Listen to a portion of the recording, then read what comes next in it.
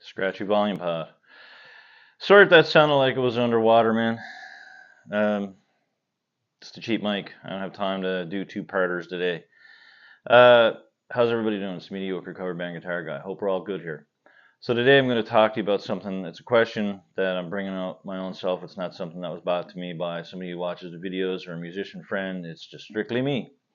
And that is, how do you feel about your own playing? Like, I've been playing a long time, and I feel like I should be better than what I am. If better is even a term you should use, I don't know. But we're all lumped into a category: beginner, intermediate, advanced, veteran. I don't know. Fuck, it's like there's always a box to put us in, you know? Everything has to be compartmentalized in the categories, and this is where you are, and this is what you do.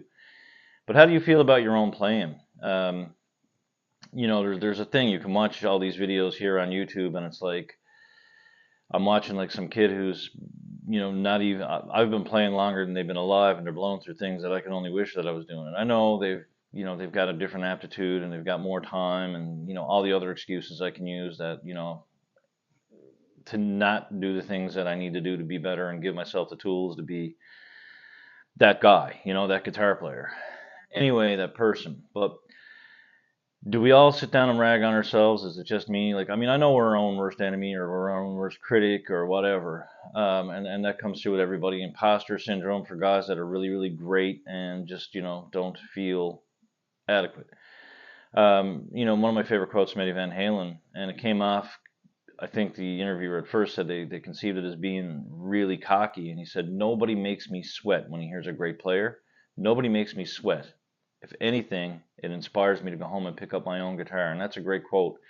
And that's what we should do if we see somebody who's better, go home and try to do better. But instead, we go home and think to ourselves, well, we suck, And I watched a video of a guy one time who was on vacation for 2 weeks down in Cancun, came home and ripped through like this big jazz phrase, and it's like, I just want to see where my playing is after 2 weeks. And he ripped through it like, to me, it was effortlessly and perfect. And he's like, well, I guess I got work to do. He didn't think so. So is it a standard we put on ourselves, or is it just we're letting society back in? I know guys that are great guitar players in figuring out scales and going through things and blowing through mind-numbingly fast phrases, but can't write a song. I know guys that can write a song and they don't know that this is a D power chord, right? They just know it's a power chord and it's on between the 5th and 7th fret. That's it.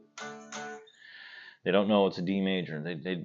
I had a buddy who didn't even know power chords had names for like 10 years, but he wrote awesome tunes. Like this was made up. He didn't realize this was all part of something. And he just thought you were fucking around and it didn't make sense and you shouldn't use it because it wasn't real.